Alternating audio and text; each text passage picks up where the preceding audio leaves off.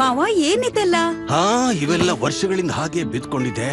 ಇದನ್ನೆಲ್ಲ ಎಸಿಬೇಕು. ಇದು ಕೂಡ ಅಜ್ಜನ ಹಳೆ ಪಾಸ್ಬುಕ್ ಮತ್ತು FD. ಅರೆ, ಇದು ಹೇಗೆ ಉಳ್ಕೊಂಡ್ಬಿಡ್ತು? ಹಣ ಹೋಯ್ತಾ? ಇಲ್ಲ ಇಲ್ಲ ಇಲ್ಲ ಇಲ್ಲ, ಪರಿಹಾರ ಇದೆ. ಬ್ಯಾಂಕ್ ಖಾತೆಯನ್ನು ಬಳಸ್ತಲೇ ಇರಬೇಕು, ಇಲ್ಲದಿದ್ರೆ ಖಾತೆ ಇನಾಪರೇಟಿವ್ ಆಗುತ್ತೆ. ಹಾಗಾದಾಗ ಬ್ಯಾಂಕ್ ಅನ್ನು ಸಂಪರ್ಕಿಸಿ, ಖಾತೆಯನ್ನು ಸಕ್ರಿಯಗೊಳಿಸಿ ಮತ್ತು ನಿಮ್ಮ ಮೊತ್ತವನ್ನು ಬಡ್ಡಿಯೊಂದಿಗೆ ಕ್ಲೈಮ್ ಮಾಡಿ. ಅಜ್ಜ, ಇದು RBI ಹೇಳುತ್ತಾ, ಜಾಣರಾಗಿರಿ, ಜಾಗರೂಕರಾಗಿರಿ. ಸರಿಯಾಗಿ ಹೇಳಿದ್ದಾರೆ.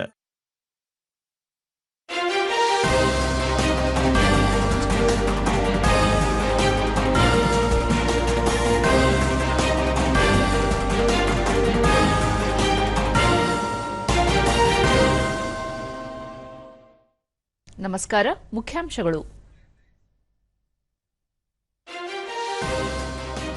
ಬುಡಕಟ್ಟು ಸಮುದಾಯದ ಪ್ರಗತಿಗೆ ಶಿಕ್ಷಣ ಅತ್ಯಗತ್ಯ. 1.25 ಲಕ್ಷ ಮಕ್ಕಳಿಗೆ ಏಕಲವ್ಯ ಮಾದರಿ ವಸತಿ ಶಾಲೆಯಲ್ಲಿ ಶಿಕ್ಷಣ. ರಾಷ್ಟ್ರಪತಿ ದ್ರೌಪದಿ ಮುರ್ಮು. ಪಂಜಾಬ್ಗೆ ಇಂದು ಉಪರಾಷ್ಟ್ರಪತಿ ಜಗದೀಪ್ ಧನ್ಕರ್ ಭೇಟಿ. ಅಧ್ಯಾಪಕರು ವಿದ್ಯಾರ್ಥಿಗಳೊಂದಿಗೆ ಸಂವಾದ.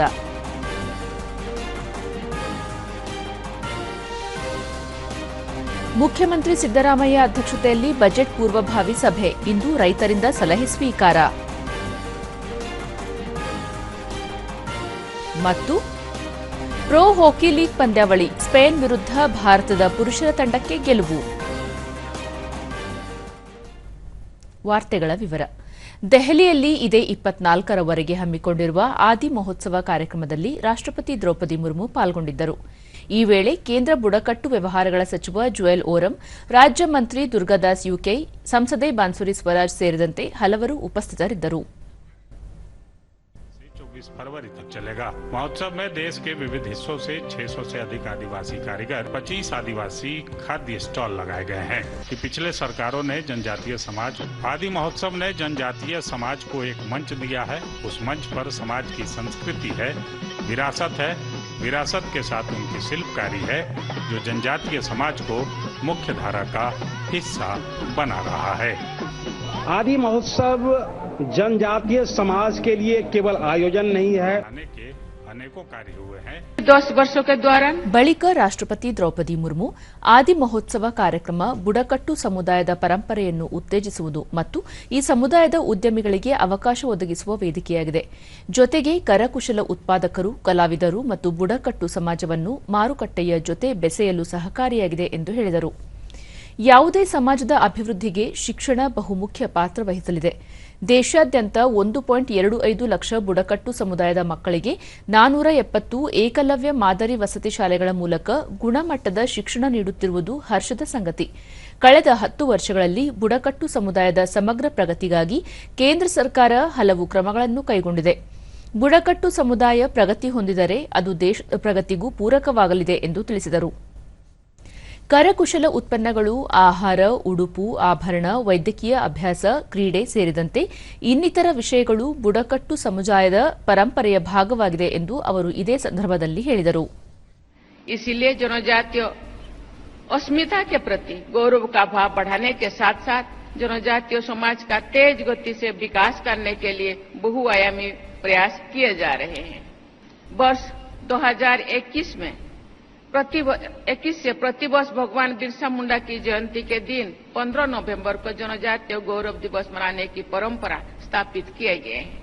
जनजातीय महानायकों के स्मृति में देश के विभिन्न क्षेत्र में संग्रहालय विकसित किए जा रहे हैं। ಪ್ರಧಾನಿ ನರೇಂದ್ರ ಮೋದಿ ಅವರು ನಿನ್ನೆ ಸಂಜೆ ರಾಷ್ಟ್ರಪತಿ ಭವನದಲ್ಲಿ ರಾಷ್ಟ್ರಪತಿ ದ್ರೌಪದಿ ಮುರ್ಮು ಅವರನ್ನು ಭೇಟಿ ಮಾಡಿ ಸಮಾಲೋಚಿಸಿದರು. ಈ ವೇಳೆ ಹಲವು ವಿಷಯಗಳ ಕುರಿತು ಸಮಾಲೋಚನೆ ನಡೆಸಿದರು.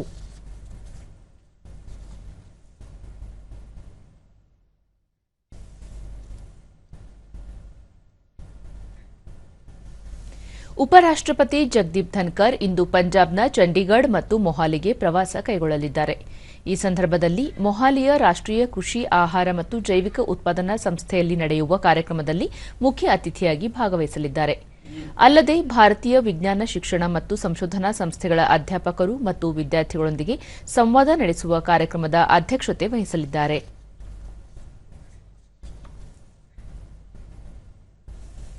ದೆಹಲಿಯ ಭಾರತ್ ಮಂಟಪದಲ್ಲಿ ನಡೆಯುತ್ತಿರುವ ಭಾರತ್ ಟೆಕ್ಸ್ 2025ರ ಜಾಗತಿಕ ಜವಳಿ ಉತ್ಸವದಲ್ಲಿ ಪ್ರಧಾನಿ ನರೇಂದ್ರ ಮೋದಿ ನಿನ್ನೆ ಭಾಗಿಯಾದರು. ಈ ವೇಳೆ ಅವರು ಭಾರತ ಜಗತ್ತಿನ ಅತಿದೊಡ್ಡ ಜವಳಿ ರಫ್ತುದಾರ ದೇಶವಾಗಿ ರೂಪುಗೊಂಡಿದೆ. ಕಳೆದ 10 ವರ್ಷಗಳಲ್ಲಿ ರಫ್ತು ಪ್ರಮಾಣ ದ್ವಿಗುಣಗೊಂಡಿದ್ದು, ದೇಶದ ಆರ್ಥಿಕತೆಗೆ ಜವಳಿ ಕ್ಷೇತ್ರ ಮಹತ್ವದ ಕೊಡುಗೆ ನೀಡುತ್ತಿದೆ. ಸ್ವದೇಶಿ ಕಾರ್ಬನ್ ಫೈಬರ್ ಉತ್ಪಾದನಾ ವಲಯದಲ್ಲೂ ದೇಶ ಮುಂಚೂಣಿಯಲ್ಲಿದ್ದು, ಉತ್ಕೃಷ್ಟ ಗುಣಮಟ್ಟದ ಉತ್ಪನ್ನಗಳಿಗೆ ಜಗತ್ತಿನಲ್ಲಿ ಹೆಸರುವಾಸಿಯಾಗಿದೆ ಎಂದರು. ಭವಿಷ್ಯದ ಹಿತದೃಷ್ಟಿಯಿಂದ ನೂತನ ಜವಳಿ ನೀತಿಯನ್ನು ಅನುಷ್ಠಾನಕ್ಕೆ ತರಲಾಗಿದ್ದು, ಎಲ್ಲ ವಲಯಗಳಲ್ಲಿ ಸ್ವಾವಲಂಬನೆಯನ್ನು ಸಾಧಿಸುವ ಸಂಕಲ್ಪ ಕೈಗೊಳ್ಳಲಾಗಿದೆ. ಜವಳಿ ವಲಯದಲ್ಲಿ ಅತಿ ಸೂಕ್ಷ್ಮ ಹಾಗೂ ಮಧ್ಯಮ ಗಾತ್ರದ ಕೈಗಾರಿಕೆಗಳ ಕೊಡುಗೆ ಶೇಕಡಾ 60ರಷ್ಟಿದ್ದು, ಪ್ರಸಕ್ತ ವರ್ಷದ ಬಜೆಟ್ನಲ್ಲಿ ಎಂಎಸ್ಎಂಇ ವಲಯಕ್ಕೆ ಉತ್ತೇಜನಕಾರಿ ನೀತಿಗಳನ್ನು ಪ್ರಕಟಿಸಲಾಗಿದೆ. ಜವಳಿ ರಫ್ತು 3 ಲಕ್ಷ ಕೋಟಿ ರೂಪಾಯಿಯಷ್ಟಿದ್ದು, 2030ರ ವೇಳೆಗೆ 9 ಲಕ್ಷ ಕೋಟಿ ರೂಪಾಯಿಗೆ ಹೆಚ್ಚಿಸುವ ಗುರಿ ಹಾಕಿಕೊಳ್ಳಲಾಗಿದೆ ಎಂದು ಅವರು ತಿಳಿಸಿದರು. ಕೌಶಲ್ಯಾಧಾರಿತ ಉದ್ಯೋಗಾವಕಾಶಗಳು ಜವಳಿ ಉದ್ದಿಮೆಯಲ್ಲಿ ಹೆಚ್ಚಿದ್ದು, ಕೇಂದ್ರೀಯ ಕೌಶಲ್ಯ ಅಭಿವೃದ್ಧಿ ಯೋಜನೆಯ ಭಾಗವಾಗಿ ಅಗತ್ಯ ತರಬೇತಿ ಹಾಗೂ ಮಾರ್ಗದರ್ಶನವನ್ನು ಯುವ ಉದ್ಯೋಗಿಗಳಿಗೆ ನೀಡಲಾಗುತ್ತಿದೆ. ಫ್ಯಾಷನ್ ಟೆಕ್ನಾಲಜಿಯ ಜಾಗತಿಕ ಮಾದರಿಯನ್ನು ದೇಶ ವ್ಯವಸ್ಥಿತವಾಗಿ ಅನುಷ್ಠಾನಕ್ಕೆ ತಂದಿದ್ದು, ಪರಂಪರೆಯ ಜೊತೆಗೆ ಆಧುನಿಕತೆಯನ್ನು ಬೆಸೆಯುವ ಕಾರ್ಯ ನಡೆದಿದೆ ಎಂದು ಹೇಳಿದರು. ವಿವಿಧತೆ ವಿಶೇಷತೆಯ ಸಮಾಗಮವಾಗಿ ಭಾರತೀಯ ವಸ್ತ್ರ ಉದ್ಯಮ ಗಮನ ಸೆಳೆದಿದ್ದು, ಐಐಟಿ ಮಡ್ರಾಸ್ ಹಾಗೂ ಅಟಲ್ ಇನ್ನೋವೇಷನ್ ಮಿಷನ್ ಸಹಯೋಗದಲ್ಲಿ ಜವಳಿ ಸ್ಟಾರ್ಟ್ಅಪ್ಗಳ ಉತ್ತೇಜನಕ್ಕೆ ಯೋಜನೆ ರೂಪಿಸಲಾಗಿದೆ. ಪ್ರಸ್ತುತ ಅತಿ ಹೆಚ್ಚು ಉದ್ಯೋಗಗಳು ಜವಳಿ ವಲಯದಲ್ಲಿ ಸೃಷ್ಟಿಯಾಗುತ್ತಿದ್ದು, ಕೈಮಗ್ಗ ಹಾಗೂ ಅತ್ಯಾಧುನಿಕ ತಾಂತ್ರಿಕತೆಯ ವಿದ್ಯುತ್ ಮಗ್ಗಗಳ ನೇಕಾರರ ಸಮಗ್ರ ಅಭಿವೃದ್ಧಿ ಆಶಯವನ್ನು ಸಾಕಾರಗೊಳಿಸಲಾಗುವುದು ಎಂದರು. साथियों, भारत टैक्स के इस आयोजन में हमारे परिधानों के जरिए भारत की सांस्कृतिक विविधता के भी दर्शन होते हैं. पूरब से पश्चिम, उत्तर से दक्षिण हमारे यहां कितने तरह के पारंपरिक परिधान हैं. दक्षिण में कांजीवरम सिल्क, जम्मू कश्मीर का पश्मीना. ये सही समय है ऐसे आयोजनों के जरिए हमारी ये विविधता और विशेषता वस्त्र उद्योग के विस्तार का भी माध्यम बने. ಇದಕ್ಕೂ ಮುನ್ನ ಭಾರತ್ ಟೆಕ್ಸ್ 2025ರ ವಸ್ತು ಪ್ರದರ್ಶನ ಮಳಿಗೆಗಳಿಗೆ ಪ್ರಧಾನಿ ಭೇಟಿ ನೀಡಿ ನೇಕಾರರು, ಅಧಿಕಾರಿಗಳು ಹಾಗೂ ಉದ್ಯಮಿಗಳಿಂದ ಮಾಹಿತಿ ಪಡೆದರು. ಈ ಜವಳಿ ಉತ್ಸವದಲ್ಲಿ 70ಕ್ಕೂ ಹೆಚ್ಚು ಸಭೆಗಳು, ಜಾಗತಿಕ ಮಟ್ಟದ ಚಿಂತನ ಮಂಥನಗಳನ್ನು ನಡೆಸಲಾಗುವುದು.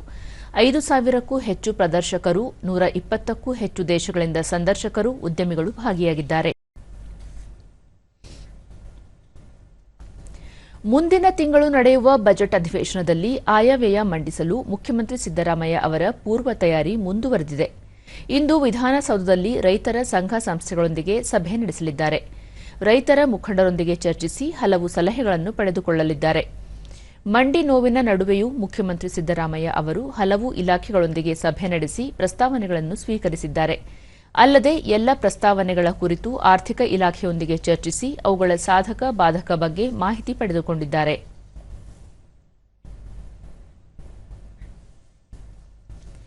ಬ್ರ್ಯಾಂಡ್ ಬೆಂಗಳೂರು ಸುಗಮ ಸಂಚಾರ ಯೋಜನೆ ಅಡಿಯಲ್ಲಿ ಗುಣಮಟ್ಟದ ರಸ್ತೆಗಳನ್ನು ನಿರ್ಮಿಸಲು ವೈಟ್ ಟಾಪಿಂಗ್ ಮಾಡಲಾಗುತ್ತಿದ್ದು, ಯೋಜನೆಗೆ 1,700 ಕೋಟಿ ರೂಪಾಯಿ ವೆಚ್ಚ ಮಾಡಲಾಗುತ್ತಿದೆ ಎಂದು ಉಪಮುಖ್ಯಮಂತ್ರಿ ಡಿಕೆ ಶಿವಕುಮಾರ್ ತಿಳಿಸಿದ್ದಾರೆ. ಬೆಂಗಳೂರಿನ ವಿವಿಧ ಭಾಗಗಳಲ್ಲಿ ನಡೆಯುತ್ತಿರುವ ವೈಟ್ ಟಾಪಿಂಗ್ ಕಾಮಗಾರಿಗಳ ಪರಿಶೀಲನೆ ನಡೆಸಿ ಅವರು ಈ ಯೋಜನೆಯಲ್ಲಿ 14 ಪ್ಯಾಕೇಜ್ಗಳ ಮೂಲಕ ಬೆಂಗಳೂರಿನ 150 ಕಿಲೋಮೀಟರ್ ಉದ್ದದ 97 ರಸ್ತೆಗಳಲ್ಲಿ ವೈಟ್ ಟಾಪಿಂಗ್ ಕಾಮಗಾರಿ ನಡೆಯುತ್ತಿದೆ. ಬಿಡಬ್ಲ್ಯೂಎಸ್ಎಸ್ಬಿ, ಬಿಬಿಎಂಪಿ, ಬಿಡಿಎ, ಬೆಸ್ಕಾಂ ನಡುವೆ ಸಮನ್ವಯತೆ ಸಾಧಿಸಿ ಶಾಶ್ವತ ರಸ್ತೆ ನಿರ್ಮಿಸಲಾಗುತ್ತಿದೆ. ಯಾವುದೇ ಕಾರಣಕ್ಕೂ ರಸ್ತೆ ಅಗೆಯಲು ಅವಕಾಶ ನೀಡದೆ ಎಲ್ಲಾ ಸೌಲಭ್ಯಗಳನ್ನು ಕಲ್ಪಿಸಿ ಈ ಕಾಮಗಾರಿ ಮಾಡಲಾಗುತ್ತಿದೆ ಎಂದು ಹೇಳಿದರು.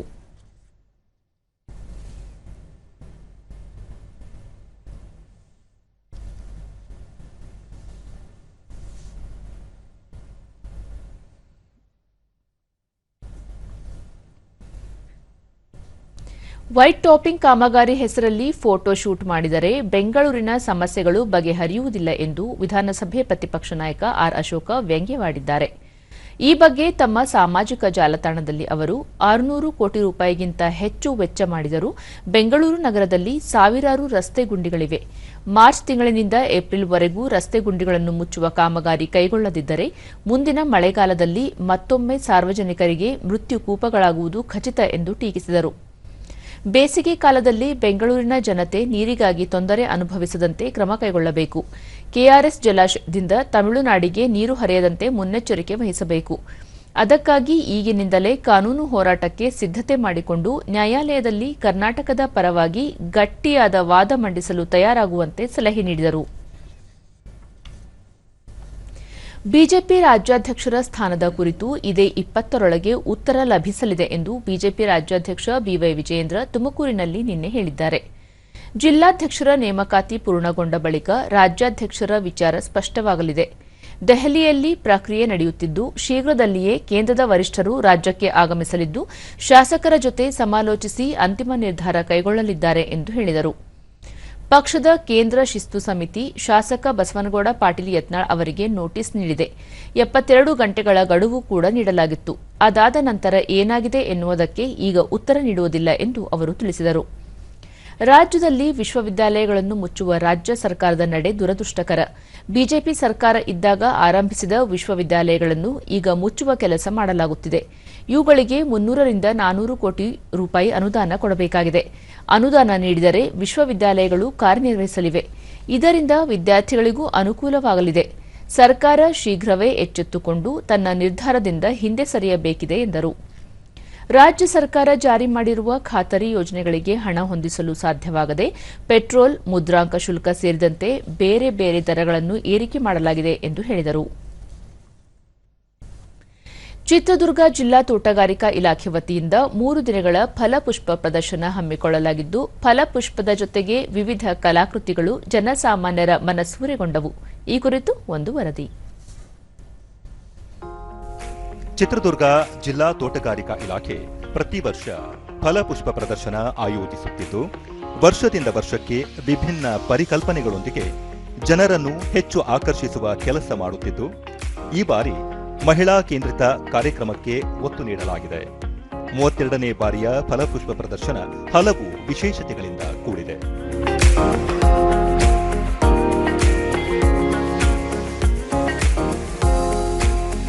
ಫಲಪುಷ್ಪ ಪ್ರದರ್ಶನದಲ್ಲಿ ಹಣ್ಣುಗಳಿಂದ ಮೂಡಿಬಂದಿರುವ ವಿವಿಧ ಕಲಾಕೃತಿಗಳು, ತೆಂಗಿನಕಾಯಿ ಮೇಲೆ ಚಿತ್ರಿಸಿರುವ ಆಕೃತಿಗಳು, ಹೊಲ ಉಳುತ್ತಿರುವ ರೈತ, ನಾಟಿ ಮಾಡುತ್ತಿರುವ ಕೃಷಿಕರು, ಬೆಟ್ಟ ಗುಡ್ಡ, ಬೆಟ್ಟದಿಂದ ಕೆಳಗೆ ಹರಿಯುತ್ತಿರುವ ಜಲಪಾತ, ಗ್ರಾಮಗಳಲ್ಲಿ ಸಣ್ಣ ಸಣ್ಣ ರೈತ ಕುಟುಂಬ, ಹೋರಾಟಗಾರರು, ಸಮಾಜಕ್ಕೆಂದೇ ತಮ್ಮ ಜೀವನವನ್ನು ಮುಡಿಪಾಗಿಟ್ಟ ಮಹಿಳಾ ಸಾಧಕಿಯರು, ನರ್ತನ ಮಾಡುತ್ತಿರುವ ರಾಷ್ಟ್ರಪಕ್ಷಿ ನವಿಲು, ಇತಿಹಾಸ ಸಾರುವ ಮಯೂರ ವರ್ಮ, ಹಣ್ಣು, ತರಕಾರಿಗಳು ಹಾಗೂ ಇಂದಿನ ಜಂಕ್ ಫುಡ್ ಸೇವನೆಯಿಂದ ಆರೋಗ್ಯದ ಮೇಲಾಗುವ ದುಷ್ಪರಿಣಾಮ, ಹೀಗೆ ಕಣ್ಣಾಡಿಸಿದಲ್ಲೆಲ್ಲ ಹಲವು ಸಂದೇಶ ಸಾರುವ ಕಲಾಕೃತಿಗಳು ಕಣ್ಮನ ಸೆಳೆಯುತ್ತಿವೆ.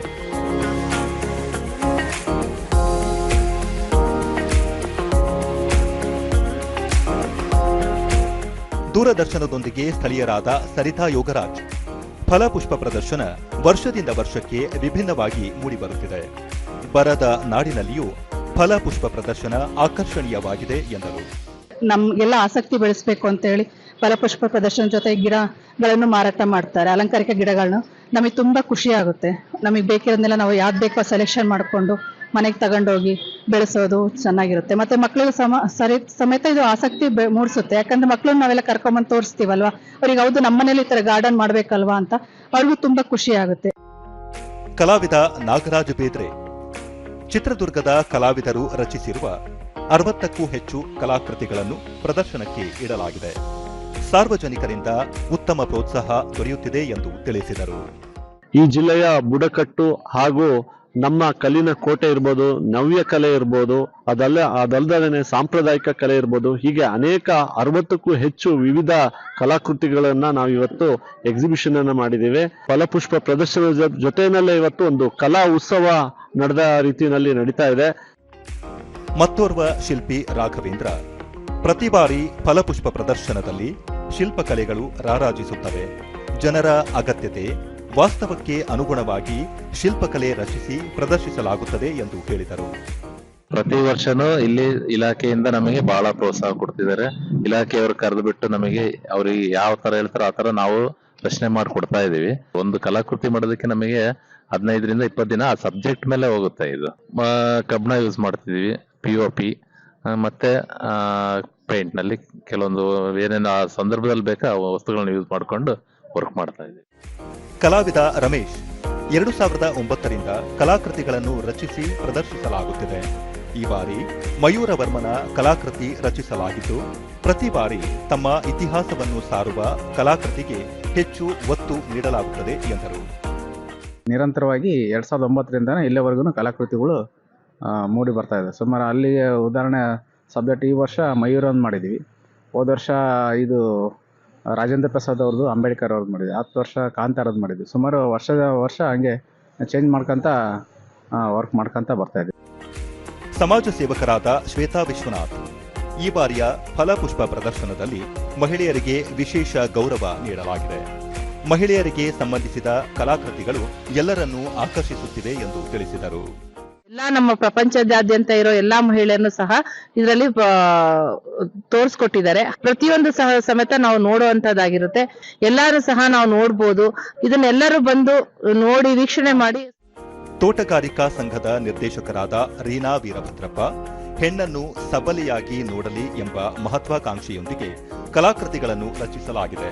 ಹಲವು ವಿಭಿನ್ನತೆಗಳಿಗೆ ಫಲಪುಷ್ಪ ಪ್ರದರ್ಶನ ಸಾಕ್ಷಿಯಾಗಿದೆ ಎಂದು ಹೇಳಿದರು. ಇದರಲ್ಲಿ ಇವತ್ತು ವಿಶೇಷವಾಗಿ ನೀವು ಕಾಣಬಹುದು ಹೆಣ್ಣು ಮೂಲ ಅಂತ ಹೇಳ್ತೀವಿ. ಯಾಕಂದ್ರೆ ತಾಯಿಯಾಗಿ, ತಂಗಿಯಾಗಿ, ಅತ್ತೆಯಾಗಿ, ನಾದ್ನಿಯಾಗಿ ಎಲ್ಲಾ ರೀತಿಯಲ್ಲಿ ಹೆಣ್ಣು ತನ್ನನ್ನ ತಾನು ಎಷ್ಟು ತೊಡಗಿಸ್ಕೊಂಡಿದ್ದಾಳೆ ಅನ್ನೋದನ್ನ ಬಿಂಬಿಸೋದಕ್ಕೋಸ್ಕರ ಹೆಣ್ಣಿನ ಚಿತ್ರವನ್ನ ಬಿಂಬಿಸಿದೀವಿ. ಒಟ್ಟಾರೆಯಾಗಿ ಫಲಪುಷ್ಪ ಪ್ರದರ್ಶನ ಸಹಸ್ರಾರು ಮಂದಿಯನ್ನು ಕೈಬೀಸಿ ಕರೆಯುತ್ತಿದೆ.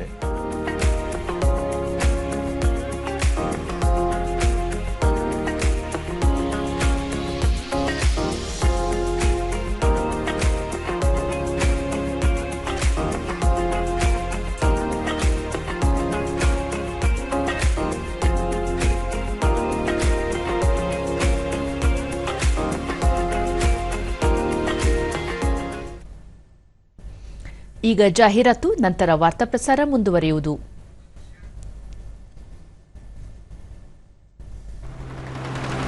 ಭಾರತ ಸರ್ಕಾರವು ರೈತರ ಅಭಿವೃದ್ಧಿಗಾಗಿ ಹಲವಾರು ಯೋಜನೆಗಳನ್ನು ನಡೆಸುತ್ತಿದೆ.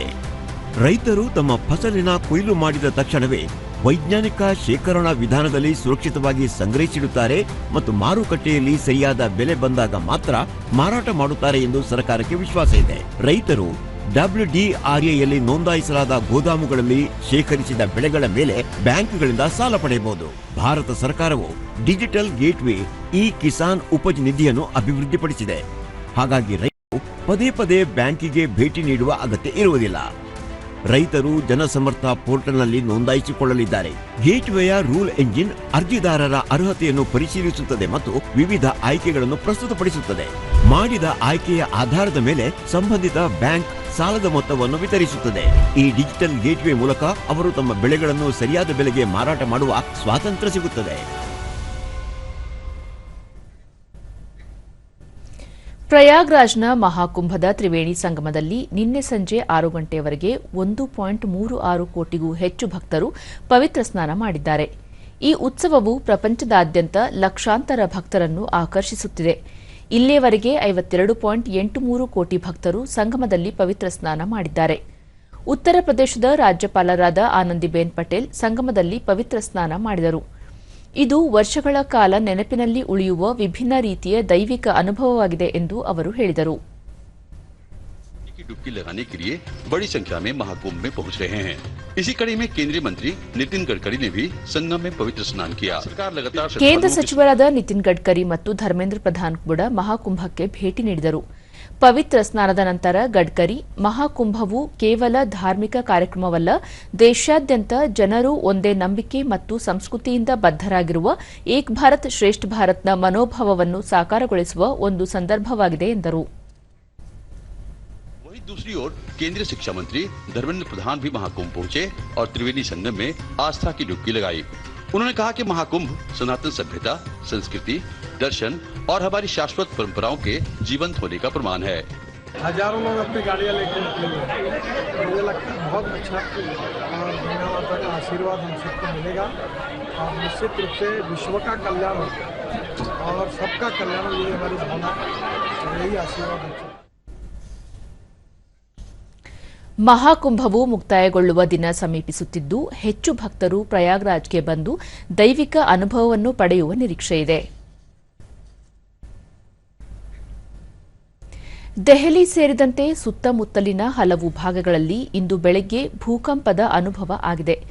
ರಿಕ್ಟರ್ ಮಾಪಕದಲ್ಲಿ 4.0 ತೀವ್ರತೆಯ ಭೂಕಂಪ ಬೆಳಗ್ಗೆ 5:36 ಸುಮಾರಿಗೆ ಸಂಭವಿಸಿದೆ. ಜನರು ಭಯಭೀತರಾಗಿ ಮನೆ ಬಿಟ್ಟು ಹೊರಗೆ ಓಡಿಬಂದಿದ್ದಾರೆ.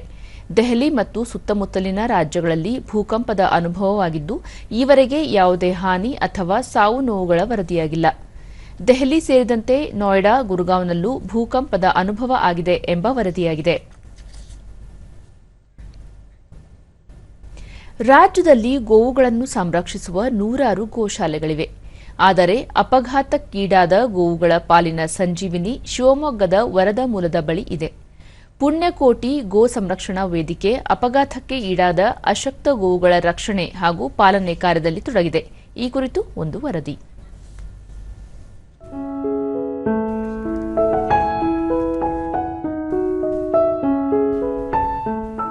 ಅಪಘಾತದಲ್ಲಿ ಕಾಲು ಮುರಿದು ಕುಂಟುತ್ತಾ ನಡೆಯುತ್ತಿರುವ ಎಳೆಗರು, ಗಾಯದ ನೋವಿನಿಂದ ನರಳುತ್ತಿರುವ ಕರು, ಕಾಯಿಲೆಯಿಂದ ಬಳಲುತ್ತಿರುವ ಎಮ್ಮೆ, ಹಸು, ಇದಕ್ಕೆ ಚಿಕಿತ್ಸೆ ನೀಡುತ್ತಿರುವ ಪಶುವೈದ್ಯರು, ಅಕ್ಕರೆಯಿಂದ ಹಿಂಡಿ, ಹುಲ್ಲು, ನೀರು ನೀಡಿ ಪಾಲಿಸುವ ಗೋಪಾಲಕರು. ಇದು ಪಶ್ಚಿಮ ಘಟ್ಟದ ಸಾಗರ ತಾಲೂಕು ವರದಾಮೂಲ ಬಳಿಯ ಕುಂಟಗೋಡು ಗ್ರಾಮದ ಪುಣ್ಯಕೋಟಿ ಗೋ ಸಂರಕ್ಷಣಾ ವೇದಿಕೆ ಸ್ಥಾಪಿಸಿರುವ ಗೋಶಾಲೆಯಲ್ಲಿ ಕಂಡುಬರುವ ದೃಶ್ಯ.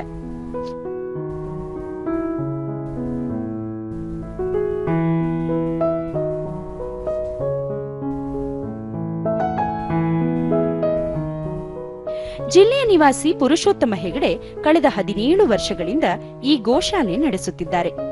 ತಾವೇ ಹಸುಕರುಗಳ ಮೈ ತೊಳೆದು ಹುಲ್ಲು ನೀರು ಹಾಕಿ ಸಲಹುತ್ತಿದ್ದಾರೆ. ಹೀಗಾಗಿಯೇ ಇವರು ಕರೆದರೆ ಹಸುಗಳು ಓಡೋಡಿ ಬರುತ್ತವೆ. ಈ ಅಪಘಾತ ಆಗಿರ್ತಕ್ಕಂಥ ಗೋವುಗಳನ್ನ ತಗೊಬಂದು ಮಾಡುವಂಥದ್ದು ಮೂಲ ಇದರದ್ದು ಉದ್ದೇಶ. ಎಲ್ಲೇ ನಮ್ಮ ಸಾಗರದ ಎಲ್ಲ ಭಾಗಗಳಲ್ಲೂ ಎಲ್ಲೇ ಅಪಘಾತ ಆದರೂ ಅವನ್ನ ತಗೊಬಂದು ಶುಶ್ರೂಷೆ ಮಾಡುವಂಥದ್ದು ನಮ್ಮದು ಮೂಲ ಉದ್ದೇಶ. ಜಿಲ್ಲೆಯಲ್ಲಿ ಎಲ್ಲಿಯೇ ಹಸು ಕರುಗಳಿಗೆ ಅಪಘಾತವಾದರೂ ಹಸುಗಳು ಕಾಯಿಲೆಯಿಂದ ಸಾಯುವ ಸ್ಥಿತಿಯಲ್ಲಿದ್ದರೂ ಪುಣ್ಯಕೋಟಿ ಗೋ ಸಂರಕ್ಷಣಾ ವೇದಿಕೆಗೆ ಕರೆ ಬರುತ್ತದೆ. ಕೂಡಲೇ ತಮ್ಮದೇ ವಾಹನದಲ್ಲಿ ಧಾವಿಸುವ ಸಿಬ್ಬಂದಿ ಗಾಯಗೊಂಡ, ಕಾಯಿಲೆಯಿಂದ ನರಳುತ್ತಿರುವ ಹಸುಗಳನ್ನು ತಂದು ಆರೈಕೆ ಮಾಡುತ್ತಾರೆ. ಫೋನ್ ಮಾಡಿ ಹೇಳಿದ್ರೆ ಸಾಕು, ಎಷ್ಟೇ ರಾತ್ರಿ ಆದರೂ ಸರಿ, ಒಟ್ಟು 24 ಗಂಟೆನೂ ಸರ್ವಿಸ್ ಇದೆ.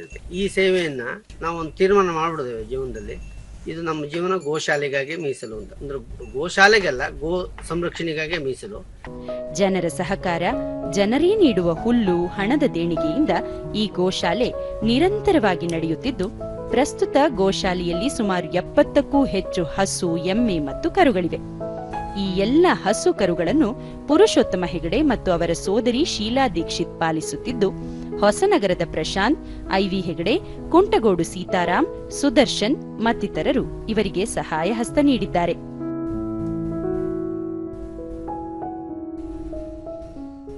ಒಂದು ಎಕರೆ ಜಾಗದಲ್ಲಿ ಕಾರ್ಯನಿರ್ವಹಿಸುತ್ತಿರುವ ಈ ಗೋಶಾಲೆಯ ಹಸು ಕರುಗಳ ಚಿಕಿತ್ಸೆಗೆ ಪಶುವೈದ್ಯರ ಸಹಕಾರವೂ ಲಭಿಸಿದೆ.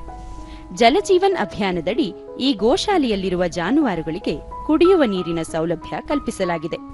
ಇಲ್ಲಿ ಕಾಯಿಲೆಯಿಂದ ಹಸುಗಳು ಸಾವಿಗೀಡಾದರೆ ಅಂತ್ಯ ಸಂಸ್ಕಾರವನ್ನು ಪುರುಷೋತ್ತಮ ಹೆಗಡೆಯವರೇ ಮಾಡುತ್ತಾರೆ. ಗಾಯಗೊಂಡ ಅಥವಾ ಕಾಯಿಲೆಗೊಳಗಾದ ಜಾನುವಾರುಗಳನ್ನು ಪ್ರತ್ಯೇಕ ಸ್ಥಳದಲ್ಲಿ ಚಿಕಿತ್ಸೆ ನೀಡಿ ಆರೈಕೆ ಮಾಡಲಾಗುತ್ತಿದೆ ಎಂದು ಪಶುವೈದ್ಯರು ಹೇಳುತ್ತಾರೆ. ಇಲ್ಲಿ ಪುಣ್ಯಕೋಟಿ ಗೋಶಾಲೆಯಲ್ಲಿ ಏನಂತ ಅಂದ್ರೆ, ಅಪಘಾತಕ್ಕೆ ಈಡಾಗಿರ್ತಕ್ಕಂಥ ಜಾನುವಾರುಗಳನ್ನ ತಗೊಂಬರ್ತಾರೆ. ಅವುಗಳ ಪ್ರಥಮ ಚಿಕಿತ್ಸೆ ಅಥವಾ ಏನು ಅವಸ್ಥಿತಿ ಅಂದರೆ, most of the time accident ಆದ ತಕ್ಷಣ ಅವಕ್ಕೂ ಶಾಕಲ್ಲಿ ಇರ್ತದೆ. ಆ ಜಾನುವಾರುಗಳನ್ನ ಚಿಕಿತ್ಸೆಗಾಗಿ ನಿಮಗೆ ಫೋನ್ ಮಾಡ್ತಾರೆ. ಅವಕ್ಕೆ ಅವಶ್ಯಕವಾದ ಚಿಕಿತ್ಸೆ ನೀಡ್ತೇವೆ. ನಿಜವಾದ ಒಂದು ಗೋಸೇವೆ ಅಂತಕ್ಕಂಥದ್ದನ್ನ ಇಲ್ಲಿ ನಾವು ಕಾಣಬಹುದು. ದಿನದ 24 ಗಂಟೆಯೂ ಕೊಟ್ಟಿಗೆಯಲ್ಲಿ ಅಶಕ್ತ ಹಸು ಕರುಗಳ ಜೊತೆಯಲ್ಲೇ ಜೀವನ ಕಳೆಯುವ ಪುರುಷೋತ್ತಮ ಹೆಗಡೆ ತಮ್ಮ ಜೀವನವನ್ನು ಗೋ ಸಂರಕ್ಷಣೆಗೆ ಮುಡುಪಾಗಿಟ್ಟಿದ್ದಾರೆ. ಇವರ ನಿಸ್ವಾರ್ಥ ಸೇವೆಯನ್ನು ನೋಡಿ ಜನರು ತಮ್ಮ ಮಕ್ಕಳ ತಂದೆ ತಾಯಿಯ ಹುಟ್ಟುಹಬ್ಬದ ದಿನದಂದು ಈ ಅಶಕ್ತ ಹಸುಗಳ ಪಾಲನೆಗೆ ದೇಣಿಗೆಯನ್ನೂ ನೀಡುತ್ತಾ ಸಹಕರಿಸುತ್ತಿದ್ದಾರೆ. ತಮ್ಮ ಗೋ ಆರೈಕೆಯ ಬಗ್ಗೆ ಪುರುಷೋತ್ತಮ್ ಹೇಳುವುದು ಹೀಗೆ. ಜನ ಕೊಟ್ಟಿದ್ದನ್ನೇ ಕೊಡೋದಷ್ಟೇ ಬಿಟ್ರೆ ಮತ್ತು ನಾವು ಮೂಲೆ ಅಂತೂ ಇಲ್ಲದೆ ಇದ್ದಕ್ಕಾಗಿ ಜನ ಕೊಟ್ಟಿದ್ದನ್ನು ಕೊಡೋದು. ಅದನ್ನ ಅವಕ್ಕೆ ತಿಂಡಿ ರೂಪದಲ್ಲಿ ಸಾಕು. ನಾವು ಕೊಡೋದೇನು ಅಂದ್ರೆ ಮೇವನ್ನು ಯಥೇಚ್ಛವಾಗಿ ಕೊಡ್ತೇವೆ ಮತ್ತು ಕುಡಿಲಿಕ್ಕೆ ಒಳ್ಳೆ ರೀತಿಯಲ್ಲಿ ಕೊಡ್ತೇವೆ. ಗೋಶಾಲೆಯ ಕಾರ್ಯಚಟುವಟಿಕೆಯನ್ನು ಆರಂಭದ ದಿನದಿಂದಲೂ ನೋಡುತ್ತಾ ಬಂದಿರುವ ಸ್ಥಳೀಯರಾದ ಐವಿ ಹೆಗಡೆ ಯಾವುದೇ ಫಲಾಪೇಕ್ಷೆ ಇಲ್ಲದೆ ಪುರುಷೋತ್ತಮ್ ಗೋ ಸಂರಕ್ಷಣೆ ಶುಶ್ರೂಷೆ ಆರೈಕೆ ಮಾಡುತ್ತಿದ್ದಾರೆ ಎನ್ನುತ್ತಾರೆ. ಯಾವುದೇ ಫಲಾಪೇಕ್ಷೆ ಇಲ್ಲ, ಉತ್ಪನ್ನ ಇಲ್ಲ. ಇಲ್ಲಿ ಸಿಗುವಂತ ಉತ್ಪನ್ನ ಅಂದ್ರೆ ಗೋವಾ ಹಾಕಿದ ಸಗಣಿ ಅಷ್ಟೇ. ಇದು ಯಾವುದೇ ಫಲಾಪೇಕ್ಷೆ ಇಲ್ಲದೆ ಮಾಡುವಂತ ಸೇವೆ. ಆ ಗೋವುಗಳಿಗೆ ಮೇವು ಒದಗಿಸ್ತಾ ಇರೋಂಥ ಟೈಮಲ್ಲಿ ಎಲ್ಲೆಲ್ಲೋ ಹೋಗಿ ಅದನ್ನ ಕಡ್ಕೊಂಡು ಒಂದೆರಡು ಮರದ ಗಾಲಿ ಮಾಡ್ಕೊಂಡು ಶಿವಪ್ಪನಾಯಕನಗರ ಅಪ್ಪು ಮೇಲೆ ಅವರು ಅದನ್ನ ಎಳ್ಕೊಂಬಂದು ಆ ಚಡ್ಡಿ ಬನೀನ್ ಮೇಲೆ ಎಳ್ಕೊಂಬಂದು ಅವರು ಈ ತಿಂಡಿ ಮತ್ತೆ ಊಟಗಳನ್ನು ಅವರು ಗಮನಿಸದೇನೆ ಆ ಸೇವೆ ಮಾಡ್ತಾರೆ. ಅಶಕ್ತ ಮತ್ತು ಅಪಘಾತ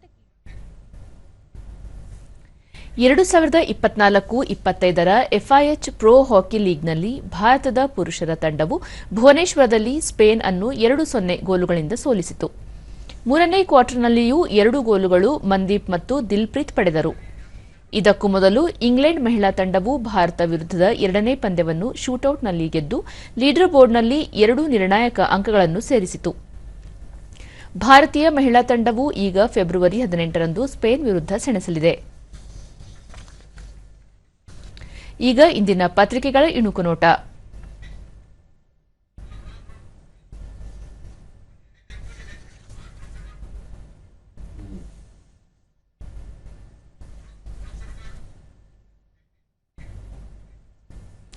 ಎರಡು ವಾರಗಳ ಬಳಿಕ ವಿಧಾನಸೌಧಕ್ಕೆ ಸಿಎಂ ಎಂಟ್ರಿ, ರೈತರ ಜತೆ ಬಜೆಟ್ ಪೂರ್ವಭಾವಿ ಸಭೆ ಇಂದು. ಬೆಂಗಳೂರು ರಸ್ತೆ ಅಭಿವೃದ್ಧಿಗೆ 1,700 ಕೋಟಿ ರೂಪಾಯಿ, ಮುಖ್ಯಮಂತ್ರಿಯಿಂದ ನಗರ ಪ್ರದಕ್ಷಿಣೆ, ವೈಟ್ ಟಾಪಿಂಗ್ ಕಾಮಗಾರಿ ಪರಿಶೀಲನೆ. ಪಂಚಾಯತ್ ವಿಕೇಂದ್ರೀಕರಣ, ದೇಶಕ್ಕೆ ಕರ್ನಾಟಕ ನಂಬರ್ 1, ಒಡಿಶಾ, ಕೇರಳ, ರಾಜಸ್ಥಾನ ರಾಜ್ಯಗಳಿಗೆ ಬಳಿಕದ ಸ್ಥಾನ. ಕೆಪಿಎಸ್ಸಿ ಪರೀಕ್ಷೆ ತಪ್ಪು ಖಂಡಿಸಿ ನಾಳೆ ಪ್ರತಿಭಟನೆ. FIH ಹಾಕಿ ಪ್ರೊ ಲೀಗ್, ಹರ್ಮನ್ ಪಡೆಗೆ ಜಯ, ಪುರುಷರಿಗೆ ಸ್ಪೇನ್ ವಿರುದ್ಧ 2-0 ಗೆಲುವು. ಇವು ಇಂದಿನ ಪತ್ರಿಕೆಗಳ ಪ್ರಮುಖ ಸುದ್ದಿ. ಉಳಿದಂತೆ ಸ್ಥಳೀಯ ಸಂಸ್ಥೆ ಮೀಸಲಾತಿ, ಇಂದು ಹೈಕೋರ್ಟ್ನಲ್ಲಿ ಮಹತ್ವದ ವಿಚಾರಣೆ. 5 ವರ್ಷದಲ್ಲಿ ದುಪ್ಪಟ್ಟು ಅಣು ವಿದ್ಯುತ್, ಕೈಗಾ 5, 6ನೇ ಘಟಕ 2030ಕ್ಕೆ ಪೂರ್ಣ, ಭಾರತವಾಗಲಿದೆ ಪವರ್ಫುಲ್. ರೈಲಿನ ಹೆಸರು ಗೊಂದಲದಿಂದ ದೆಹಲಿ ನಿಲ್ದಾಣದಲ್ಲಿ ಕಾಲ್ತುಳಿತ, ದುರಂತದಲ್ಲಿ ಮಡಿದವರ ಸಂಖ್ಯೆ 18ಕ್ಕೆ ಏರಿಕೆ, ಉನ್ನತ ತನಿಖೆಗೆ ರೈಲ್ವೆ ಆದೇಶ. 157 ಭಾರತೀಯರ 3ನೇ ತಂಡ ಸಂಜೆ ಆಗಮನ, ಮೊದಲ ತಂಡದಲ್ಲಿ 104, 2ನೇ ತಂಡದಲ್ಲಿ 117 ವಲಸಿಗರು ವಾಪಸ್. ಇಂದಿನಿಂದ ರಣಜಿ ಸೆಮಿಫೈನಲ್ ಪಂದ್ಯ, ಸೆಮಿಫೈನಲ್ 1ರಲ್ಲಿ ಗುಜರಾತ್ ಕೇರಳ, ಸೆಮಿಫೈನಲ್ 2ರಲ್ಲಿ ವಿದರ್ಭ ಮುಂಬೈ ಸ್ಪರ್ಧೆ. ಈಗ ಕೊನೆಯಲ್ಲಿ ಮತ್ತೊಮ್ಮೆ ಮುಖ್ಯಾಂಶಗಳು. ಬುಡಕಟ್ಟು ಸಮುದಾಯದ ಪ್ರಗತಿಗೆ ಶಿಕ್ಷಣ ಅತ್ಯಗತ್ಯ, 1.25 ಲಕ್ಷ ಮಕ್ಕಳಿಗೆ ಏಕಲವ್ಯ ಮಾದರಿ ವಸತಿ ಶಾಲೆಯಲ್ಲಿ ಶಿಕ್ಷಣ, ರಾಷ್ಟ್ರಪತಿ ದ್ರೌಪದಿ ಮುರ್ಮು. ಪಂಜಾಬ್ಗೆ ಇಂದು ಉಪರಾಷ್ಟ್ರಪತಿ ಜಗದೀಪ್ ಧನ್ಕರ್ ಭೇಟಿ, ಅಧ್ಯಾಪಕರು ವಿದ್ಯಾರ್ಥಿಗಳೊಂದಿಗೆ ಸಂವಾದ.